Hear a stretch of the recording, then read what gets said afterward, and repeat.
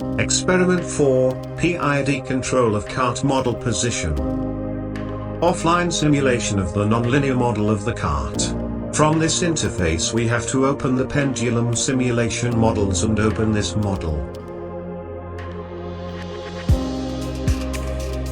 By opening this PID controller block we can change the PID values. PID 1. Change the PID values into P equals 27.84. I equals 50 and D equals 3.9. Then click the Run button to start the simulation.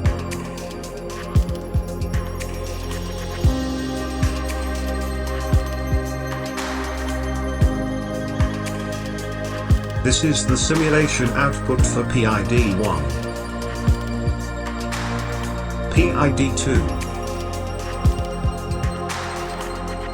Change the PID values into P equals 20, I equals 6 and D equals 3. Then click the Run button to start the simulation. This is the simulation output for PID 2.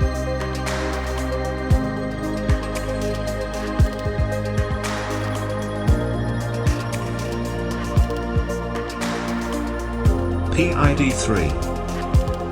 Change the PID values into P equals 0.5, I equals 0.1 and D equals 1. Then click the Run button to start the simulation. This is the simulation output for PID 3.